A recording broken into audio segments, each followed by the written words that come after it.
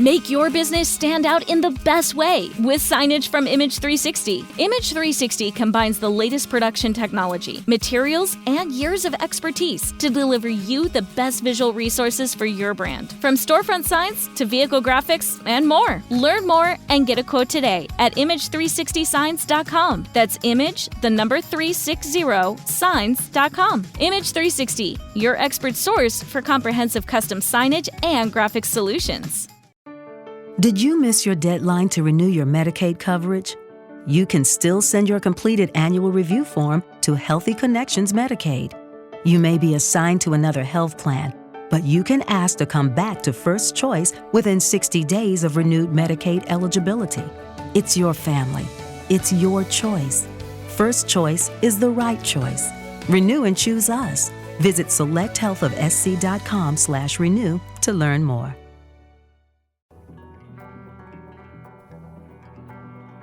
Welcome to Pretty Lies and Alibis. Join us as we seek the truth and travel the long road to justice. Hi, everybody. Welcome to another episode of Pretty Lies and Alibis. I'm Gigi Fruit Loop. What you know? Did you know that the average person, sorry about my voice, the average person will spend 6 months of their life waiting for red lights to turn green? Yep, I believe it. 6 months. 6 months. That sounds about right. Yeah. Yeah. I was like, what? Interesting. So it says the average time spent waiting at a red light is 75 seconds. Yeah. And there's some, it's a lot longer. I don't know if the little sensor's worn out, but there's one I have to run at night because it's not in the best part of town and right over there near Lakeview. Oh, yeah.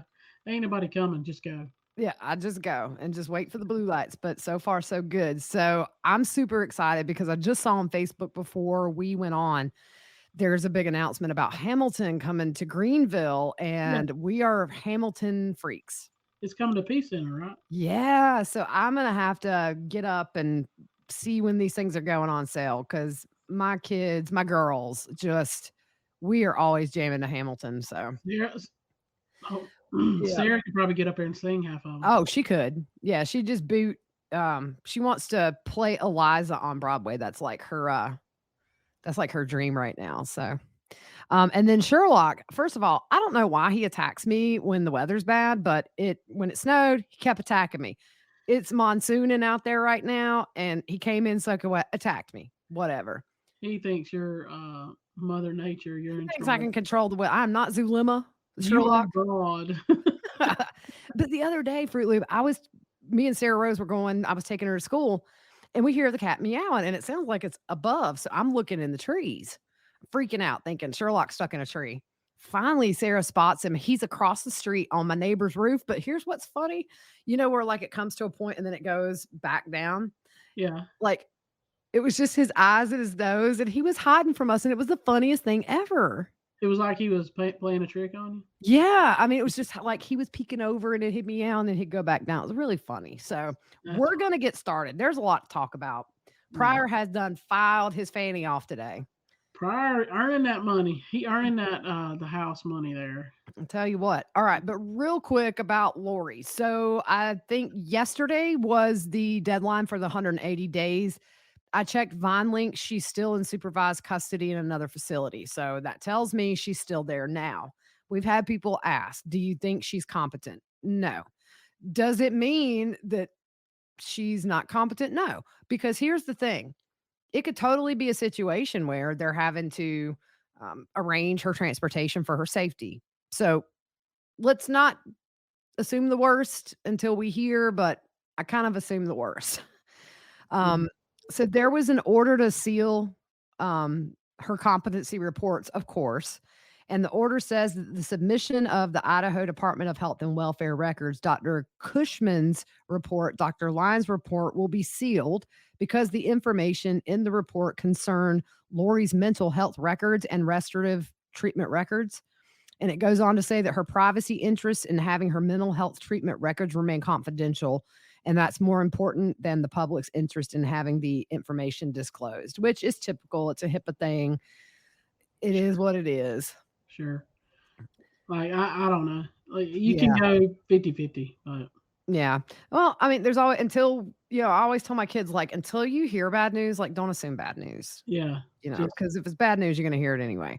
yeah. I just feel bad for the families. And, I mean, all of their victims did not have this much luxury of their needs being met. Yeah. And it My thing is bothers this, everybody. you were competent until, and I don't forgot the date of when she went, but you were competent, competent all that time. You were competent when you were walking the streets of Hawaii. Yeah. Oh, yeah. Yeah. Like, you were competent then. Yeah, I think it's a game. I think if anything has happened, there's that realization that she can't wiggle out of this one. She's always wiggled out, and that's a hard pill to swallow, especially when you realize that the consequences of your actions are you're never not going to be in some, whether it's a prison institute or a mental health institute. That's a hard. And when we did our Glimpse at Life series, where the girl I know who's serving life, she said that 9 out of 10 people, once it hits them in county jail, that they're in deep doo-doo, they tend to go a little crazy. Yeah. So there's a difference. You're not incompetent when you're covering your tracks. I've always said if she was truly crazy, she would have told the police in Arizona that, hey, I didn't kill Charles. I killed this really powerful entity. Yeah. So anyways, Pryor's been on a legal filing spree today. And just these were mentioned. I'm trying to make some sense of the prosecutor stuff. But okay, he filed a motion to dismiss the grand jury indictment due to failure to seat an impartial grand jury. That has to do with the motion to move, right? I just lost my train of thought. To move the trial? Yeah. No, this is for the indictment. So this is for the murder charges that the grand jury brought forth. But that's what I'm saying, though. Like, he's saying that that they need to change a venue. So now you're saying this is to disqualify the indictments, essentially. Yeah. He wants them thrown out. Can I just say they had a typo on this, and it said failure to Sean, SEAN, an impartial grand jury. And so, not gonna lie, I'm just gonna put this out there. For 15 minutes, I was looking for synonyms for Sean, and it was like Shane and Todd. And so I'm like, Sean, legal, never heard this. Maybe it's one of those weird things we don't know. I want to make sure I know how to say it. And then our Idaho people, is it an Idaho term? No, because I texted our friend Eric, Big E, Breaking Crime with Big E, and he was like, they fixed it. You're not crazy. Okay. So then he also filed a motion to disqualify the special prosecutor, set aside the indictment, and strike the death penalty. Wow. Go Pryor. Yeah.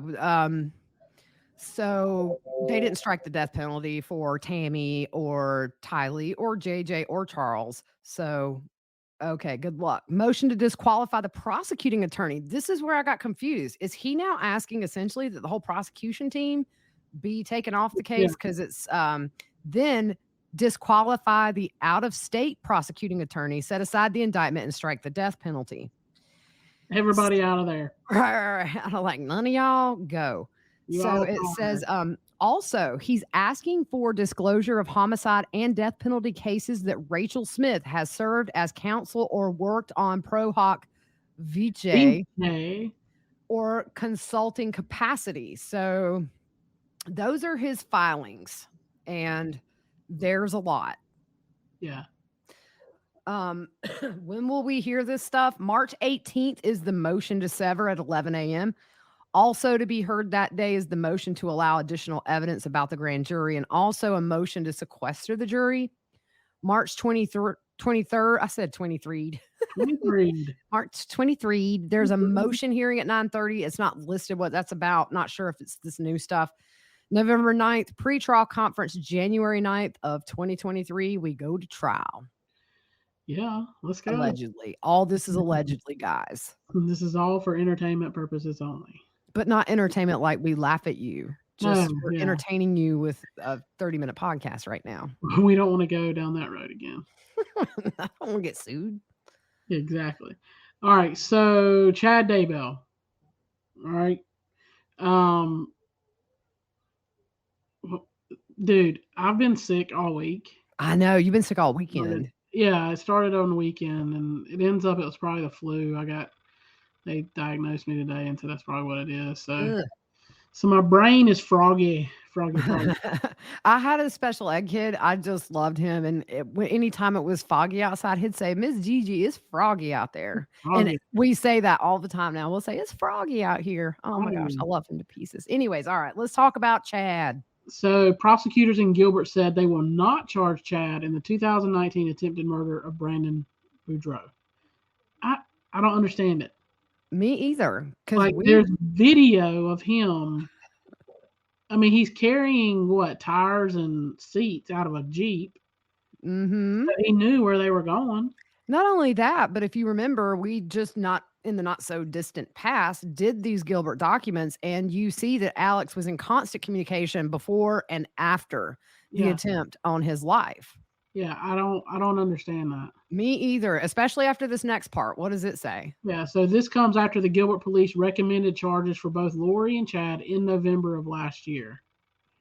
The Maricopa County Attorney's Office said after a lengthy and careful review of the charge of conspiracy to commit murder on Chad Daybell, the Maricopa County Attorney's Office has decided to turn down the case, citing no reasonable likelihood of conviction. Boo. Um, I don't get it. Go figure. I don't think he's working with them. I don't think he struck any kind of a deal. I don't get it. I need to watch Scott Reich and see or Lori Hellis and see if those awesome legal minds have any theories as to why this went kaput. Yeah, I don't understand it Very either. strange. I mean, you can ride with somebody in a car and not know they were going to rob a bank, and they rob a bank and you get charged. Yep. So just because he was sitting his hind end at home, don't mean he shouldn't be charged in something. Come on, let's I go. agree. Throw the book at these Come people. on. So this applies only to Chad, and potential charges for Lori are still under review.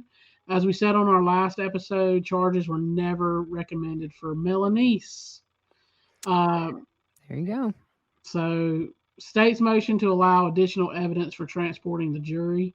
There was a big filing by both sides on this. So the prosecution broke down the numbers, and Pryor, I kind of thought had some valid arguments in there.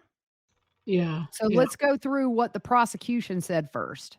So they received information about practices for an additional 7 counties and found there's no standard model for how venue changes are handled. In some counties, the change of venue was complete with a trial and jury selection in a new location and the cost taxed to the county of origin. In some, the selected jury was transported back to the county of origin. Several counties had the trial in the new venue, but it was staffed with personnel from the county of origin. They say the economic benefit to the citizens of Fremont and Madison County outweigh any benefits for the other issues. The figures for Fremont jury selection. So here we go. Here's the breakdown. Sheriff lodging for court and transport personnel, 30 grand. What? 30 grand? Mhm. Parking costs for 2 weeks of jury selection, $200. Fuel costs for 2 weeks of jury selection, $744. Yeah, let's rethink that cost, buddy, because it's going up. It's going to be like $7,044 if we get to January and we don't get no relief. But that's besides the Dude, point. diesel is at $4.69 a gallon right now. In California, it's $7 a gallon. I had a friend send me a screenshot or a picture of the gas thing. Yeah, crazy. Yeah, it was over $60 to fill my Jeep. Normally, it's not even 40. Whatever. Yeah. So meals and food costs for 2 weeks, $10,360. Overtime for 2 weeks, $10,500. Added jail costs for Chad and Lori for 2 weeks, $770 each. Hey, we would let her stay. Somebody that would let them stay over. They wouldn't have to pay for that. Dude, if they spending $10,000 for 2 weeks of food, I'm in. You're gonna be eating good. Ooh, you eating steak and baked potato? You going to Outback every night or Heck something? yeah, dude. They need to be like, you can pay them, but y'all going to Taco Bell every night. Yeah. So total cost for Fremont County for jury selection, $53,444. Okay, so now we're moving on to the actual trial. And this is the numbers that the prosecution has come up with. 14 personnel will have to go to cover the trial. This includes bailiffs in the courtroom, transport to and from jail, transport and security of witnesses, courtroom door security, jury transport, security, and them being sequestered. Full change of venue is going to be $269,430. And so for only jury selection, $53,444. So here's the figures for the trial broken down. Hotel and lodging, that's 14 staff members. And that's going to be $60,000 a month at a room rate of $147 a night. That's times 30 days times 4 weeks. For the jury being sequestered, they would need to hire secondary females for support at a cost currently unknown.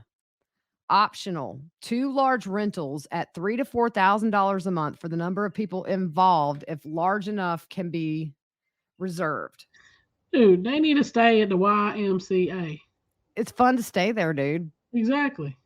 So travel costs, parking costs are $10 a day per car. That's $1,500 in parking fees. Gas and transportation costs, that is $300. I'm sorry, my son is texting me about making sausage. And so my brain just went there in the corner. Hey, you better watch out. He'll forget the bacon's in the thing. I swear, that kid, he's dangerous in the kitchen, and he's like a volunteer fireman.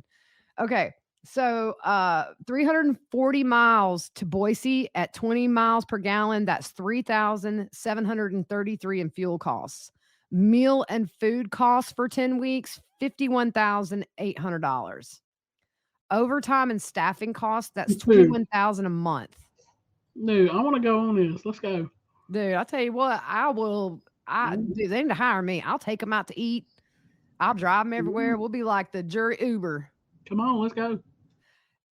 So overtime and staffing costs, $21,000 a month, $63,000 for 3 months, and $52,500 for 10 weeks. The jail cost, it's a fixed rate of $55 a day in other counties. So that's $4,950 per defendant for 3 months, which equals $9,900 for both. Total for the trial being held there, $269,430. $269,430. It's math. Come on, y'all. I'm telling you, I got undiagnosed dyslexia. I'm not even kidding. Yeah. So the total for only jury selection was $53,444. The cost difference, $215,986. The reason they're doing that cost difference is because the prosecution would like to only do jury selection in Boise. Bring the jury down to Fremont and be done. So you also have Madison County. So here's their projected cost. Lodging, $174,930. Meals, $88,060. Total transportation costs, $49,517.60. They're in Idaho. Everybody would be eating potatoes on my watch. Come on now. Cross baked. Look, y'all Idahoans. What are they called? Are they called Idahoans? I don't even know. We're South Carolinians, so yeah. I don't know. What y'all got there that costs so much? $88,000 to eat. Well, I tell you what, they eating like some, was that Wagyu beef? Yeah. Like the cows that don't even touch the ground and they drink beer. Yeah. So office rental space, because you think about it, the prosecutors are going to need somewhere to work. $7,500. Fill-in staffing, what I'm assuming is going to be in Madison while these other people are gone. $49,400. The total for Madison County, $369,407.60. And that breaks down to $10,290 for each 10-week participant. There will be 12 full trial participants. So 12 people are going to be there the entire time. I'm going to tell you, somebody's economy is going to be booming. It's going to be Boise. Yeah. And then the other economy is going to be in the tubes. Budget is gone. We're eating cold sandwiches for lunch. Yeah. Y'all only working 1 day a week for the rest of the year. We're Zooming everything. Yeah. So 5-week participant, they break it down. If somebody's going to be there for 5 weeks, it's going to be $5,145. A single week or less participant, $1,991.40. So 12 for Madison County and Rexburg Police, they're going to need 12 individuals from the prosecutor's office, staff, and law enforcement witness for a full 10-week trial, $215,304. They say for a single week, they have 35 witnesses that will be testifying only for that week. And they note that the day a witness may be called is subject to change based on the pace of the trial and the length of the cross-examination. It can change those to different numbers of days, and they'll be needed, and that could shift these numbers. So, Hey, I got an idea. I think whoever does the killing, they need to pay for all this. right? Yeah, set They them up blew on a that payment money in plan. Hawaii, though. Come on. That's true. Set them up on a payment plan. They can work in a little jail, making tags or It can be whatever. like 3 cents an hour. Exactly. They can pay this off eventually. Yeah, yeah. So supplement to state's motion to allow additional evidence. Prior filed a reply to the prosecution's motion for the court to allow additional evidence regarding transporting a jury. Now it's time for our paid sponsor of the week, Care of. At every age and through every stage, Care of is here to support you on your health and wellness journey. Vitamins and supplements are not one size fits all, which is why Care of provides tailored guidance that evolves with you as your needs change. Stay on track of your health goals thanks to Care of's daily packs that make taking your vitamins easy to stick to every day. Care of is a subscription service that ships high quality, personalized vitamins, supplements, and powders conveniently to your door every month. Take a short, in depth quiz about your health goals and lifestyle and get personally tailored recommendations based on your answers. You can stick with what Care of recommends or change up your packs at any time. I had no idea personally the supplements my body needs until I took this quiz. It was really eye opening. So, Care of's products are made from good for you, clean ingredients that are backed by the latest science and research so you can feel good about what you're putting in your body. For 50% off your first Care of order, go to careof.com and enter code WhatTheWorld50. Again, for 50% off your first Care of order, go to takecareof.com and enter WhatTheWorld50. Discover, this is Daniela. Hi, it's Jennifer Coolidge. I just want to thank you for making me feel so special. I earned cash back on debit for my dinner party groceries. That's great, but with Discover Cashback Debit, we give everyone cash back on everyday purchases. Anything else I can help you with? Do you like asparagus and mushroom sorbet? I've got leftovers. Introducing Discover Cashback Debit, a checking account with cash back. It pays to Discover. Eligibility and terms at discover.com/cashback debit. Discover Bank, member FDIC. Lucky Land Casino, asking people, what's the weirdest place you've gotten lucky? Lucky? In line at the deli, I guess? Aha, in my dentist's office. More than once, actually. Do I have to say? Yes, you do. In the car before my kids' PTA meeting. Really? Yes. Excuse me, what's the weirdest place you've gotten lucky? I never win and tell. Well, there you have it. You can get lucky anywhere, playing at LuckyLandSlots.com. Play for free right now. Are you feeling lucky? No purchase necessary. Void where prohibited by law. 18+. Terms and conditions apply. See website for details. In the filing, he says the state's motion fails to provide a proper basis for transporting to Ada County jury to Fremont County for a lengthy capital trial. I was trying to say it like he would say it. He says their supplement ignores and misconstrues relevant law and fails to provide the necessary information to compare cost of a trial in Ada County to a trial in Fremont County and inflates the cost estimates through the state's own costly decisions, failing to acknowledge Chad's constitutional rights that would be prejudiced by transporting a jury from Ada County. Okay, Chatty boy, where's JJ's rights and where's Tylee's rights? And Charles and Tammy, where are their rights? Preach. Yeah, and this is always the side of covering true crime that just makes me mad, is that the people that did such evil and cruel things to innocent human beings are the ones that are getting every opportunity to, you know what I'm saying? It's just like, yeah. Okay, we're going to make sure, and I know it's a constitutional right. I get that, but it still ticks me off because it's like, what were you doing when Tammy was gasping for air? You know what I'm saying? Yeah. So the state hasn't provided relevant new evidence or a proper legal analysis that would support a reconsideration. Go Pryor, I don't know. whatever. So Pryor cites the decision saying the court noted that the geographical distances between the counties makes it impractical for the court to order the transport of a jury from Ada County, and that the court had fully considered factors such as the population base for which to draw jurors from, courthouse facilities and staffing required, courtroom availability for a multi-week, high-profile case, ability to transport and house in custody defendants, control of citizen and media attendance, jury security, and accommodations during trial. Pryor does note that the Supreme Court approved the decision to move the trial on October 20th of 2021. And so Pryor says the cost should not be put above Chad's fundamental trial rights. And because this is a capital case, it requires a greater degree of accuracy and fact-finding than a non-capital case due to the severity and finality of a potential death sentence. I looked up and you were gone. I was like, where in the world did she go? Well, I could not have kept doing this because Sherlock was hollering at the door. Dummy went out in the pouring rain again. I had him nice and dry. He's soaking wet and currently attacking my leg. Okay. So Pryor says the prosecution fails to acknowledge that death is different and doesn't account for the heightened reliability demanded by the Idaho and U.S. Constitution.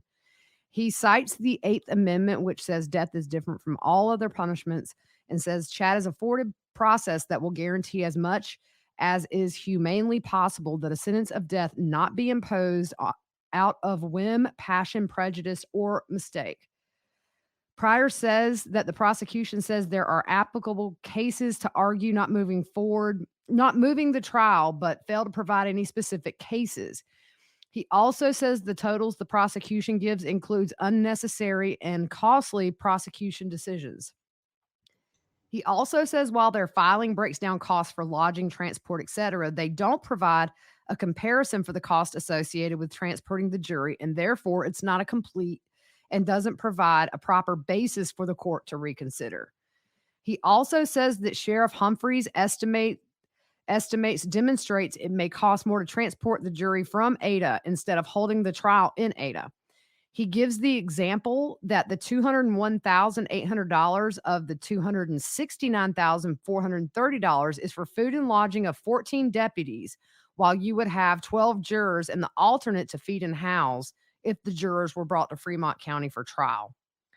Pryor also points out that Humphreys estimates it would cost $55 a day for each for Chad and Lori to be housed in Ada County, but the estimate for housing in Fremont is $100 a day each, according to an article from the Rexburg Standard Journal in 2019, which he cited, and my tongue just did its own thing. Sorry, y'all. I don't know what that word was, journal. I think I had a mini stroke. Pryor said the prosecution is estimating that the costly way to move is estimating the most costly way to move the trial. Humphrey says they would have 14 deputies on hand for the duration of the trial, but Pryor said there's no reason to believe that any Fremont County deputy would be necessary since the hosting county would provide the necessary law enforcement services and they would be reimbursed for doing so. I thought that was kind of a valid argument. I don't know if maybe it's because it's so high profile and they want their own people watching Lori and Chad and the jury. I don't know, but I did think that was one of the more valid arguments. Yeah. I don't know. I don't care where you have it. Just have it and get us. I know, right? Let's do it tomorrow. Yeah. I feel bad for the people paying taxes because that's who's paying for this thing. It's true. Law-abiding citizens are paying for this. Yep. I really do think Chad will go in January, though. I think that he's ready. I think that Pryor's ready. I don't think they want to delay this. Yeah. Which is good for the family. He needs to be like that other case we're following.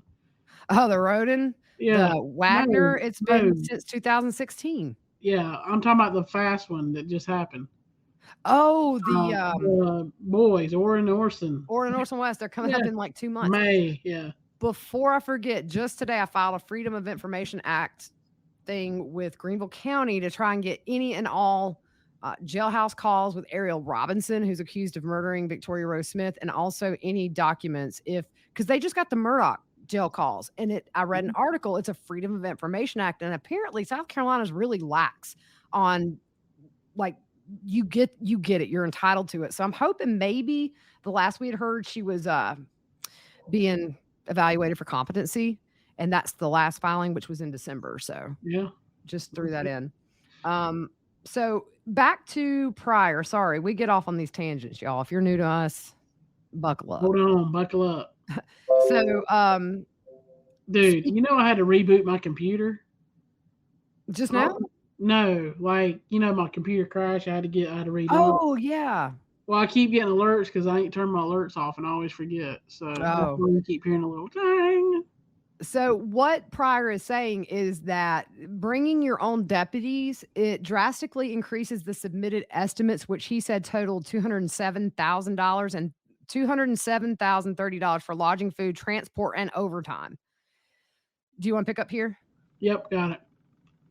So that equals 83% of his total projected costs for the state's decision to employ their own deputies.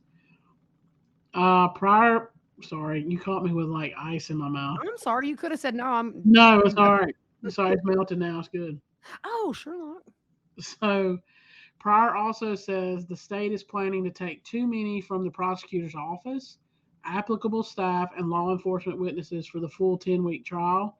He says there's no need for law enforcement witnesses to be in Ada County the entire time for a continuous presence. He argues that even cutting the number of people required by half is still an outsized prosecution staff. Like, I kind of get it with the officers, so there should be officers there in that county that can. That was the point that I thought, okay, well, that's valid. Yeah. I don't think this trial is going to be held in Freeman. It's going to be in Ada County.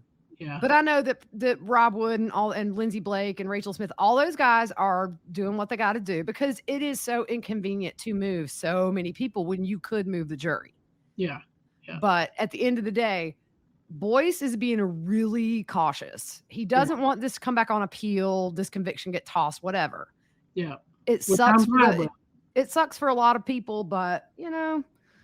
If you can strike one reason off the list that this might not end up back in a courtroom, then Yeah. So Pryor mentions that the prosecution estimates include the assumption that the Ada County jury would be sequestered, and says there's no basis for that assumption. He says sequestering a jury is rare. He mentions that being sequestered limits the jury's communication with the outside world by limiting internet, phone, and TV access, which can be distressing for a jury to be separated from communication with family and friends for a lengthy criminal trial. He notes that the juries for the James Holmes, Colorado theater shooting trial, the cat has went crazy. Dylan Roof, the Charleston church shooter, Jody Arias, and Dzhokhar Tsarnaev. Yeah, that's the Boston Marathon bomber. So those juries were not sequestered.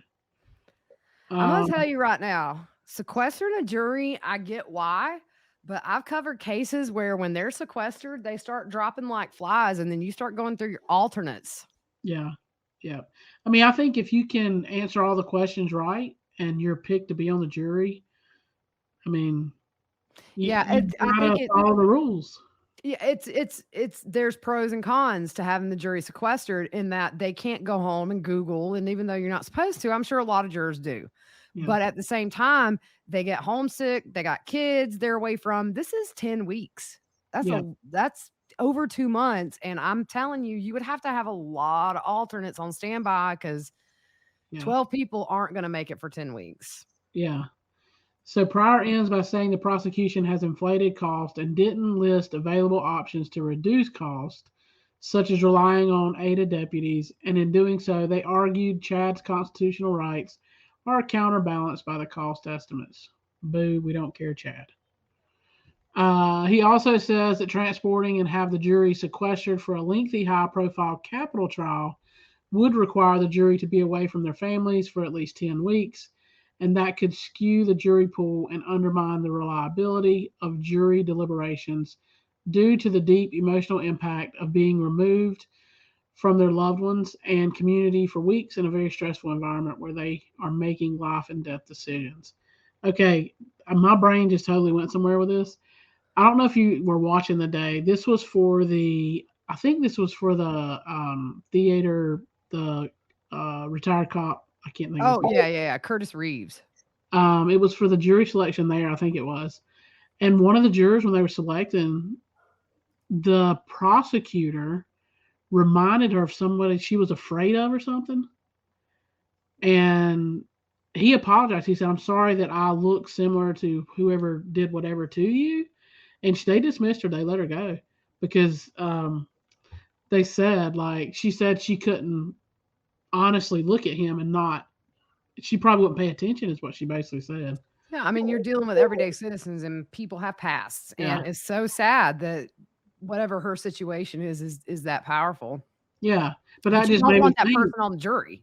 Yeah. And that made me think, like, this is what you're going to go through selection processes. And you're looking at 2.5 months, right? Yeah, Yeah. well, I mean, it's scheduled for 10 weeks. It could go later. Yeah.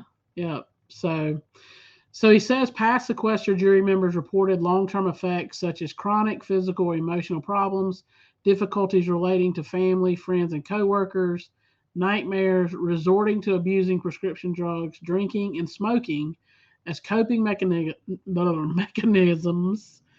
Oh my goodness, my tongue. Developed eating disorders and became physically ill. Dude, if you're a crime junkie though, like we are, I would sit there for 10 weeks. Girl, I'd be up all I'm gonna go pretend like I live in Ada County. I'm gonna cut my hair so nobody knows me. Yeah, I'll be I'd be like, I've like, never heard of this case. Who's I'll Lori sit there. Vallow? Yeah, who is Chad? Chad who? Stealth juror. I'm telling you, Jody Arias had a stealth juror when we were in there when they announced the verdict of like it was life or death, retrial, the penalty phase. 11 people went for death, one holdout. And then it was afterwards, I think that person had commented about the case on social media, or she was it was one of those things where we call them a stealth juror. Yeah. So the last one, Pryor also says the defendant will present their evidence at trial and the penalty phase, and any perceived delay can be seen as the defendant's fault and can cause resentment towards the defendant that could negatively affect their decision making, with Pryor saying this would place a thumb on death's side of the scales. So I think that both sides have some valid arguments. I totally understand the prosecution's desire to just bust that jury in. It's a lot to move the entire trial. At the Yeah. same time, I understand what Pryor's saying, which is like 80% of your cost is deputies that he feels aren't needed. I don't know how that works. I don't know the justification for bringing your own. I'm something I'll have to ask. Yeah, I don't care where it is. Let's get the ring up, get the boxing gloves on. Let's go. Let's do it. I'm coming to Boise. I'm telling you, I'm going to be there. Not for 10 weeks, but I'm coming for some of it. I'll probably be in an overflow room or watching it on my phone in my car. Well, I'm flying up, but I'm telling you, man, I'm going to be there. Yeah. Because this case is the one we started with. And this case is the one we did for months. We didn't do anything else. It took us months to do all these backstories. We held out. We were like, we're not doing another case. No, yeah, we were like, no, this is going to be like, in fact, I think one of the first names was like the Lori Vallow, Chad Daybell podcast. And then we were like, no, let's do like a neutral name. But the first, lots of episodes. But you look at how many people are involved or victims. And then you got all the supporting cast of dummies, that believed all this stuff. It was a lot to research. But hey, I want to say I'm glad Larry got back on Facebook. Something happened with Larry Woodcock's Facebook, and he was shut down, whatever. Oh, yeah. Because I was like, oh, man, did he get put in Facebook jail or something? Yeah, it was an act of Congress, I think. Kay finally posted and said, thank you for all your suggestions. We finally got Larry back on Facebook. So, good deal, because Larry's welcome fine. back, Larry. Yeah. It's a bad feeling when you get hacked. I'm telling you, when that person ordered over $100 a denture adhesive on my Walmart account, you feel violated. Yeah. Somebody hacked my account one time and like charged $7,000 on my card. Woo. And my bank called me and said, we know you didn't do this. And I was like, you think? Yeah. At least it was something other than denture cream. Yeah. You always feel violated. Yes, you do. All right, guys. Well, just real quick, the Dr. Husel trial, it is a lot of, I would never give that much. Although some of there was a tweet that I put out yesterday that I think Jose Baez is going to have a field day with. So what they are saying is that one of the documents where I'm pulling it up now. Bear with me for a second. Because I've read a lot of opinions on this case. It's mostly people thinking, yeah, it's going to be hard to prove intent. But there are a few people who do feel like he had murderous intent. So it says here, we expect, this is from Kathy Russin with Law and Crime. She tweeted out, we expect arguments regarding Dr. Roth and Dr. Swanner's testimony last week that the doctors testified about Husel being the only doctor giving that level of doses. Turns out that info allegedly came from privileged documents that no one can verify. So their testimony is based on these mystery documents nobody can see. So I was like, Jose Baez is sitting in the back going, mm-hmm. The other case I have been putting out since yesterday is this Sherry Papini. She's the woman that faked her kidnapping and her ex-boyfriend helped her do it. And there's some question of whether the husband was in on it. I posted the FBI affidavit on that case. Give it a read if you have it. It is insane. That woman is 50 Shades of Cray. Crazy, crazy. She's currently being held by the FBI. She's in bad trouble. And like her husband and her both, after she came back, after the ex-boyfriend dropped her off and she buckled herself like she had been bound, they used the GoFundMe to pay off credit card debt. Oh, wow. So anyways, interesting case. Go read that affidavit if you haven't. It is kind of up there with Lori Vallow's imagination of fake things. So anyways, Fruit Loop, I hope you feel better. We will be back with you tomorrow. If nothing crazy happens, we're going to dive into those text messages between Zulema and Lori because we got sidetracked and never got to those in the document dump. So we're going to pick back up with that tomorrow and hope you guys have a good day. Share our YouTube, Facebook, all that. We're trying to grow this channel. So share it with people you think might like some true crime.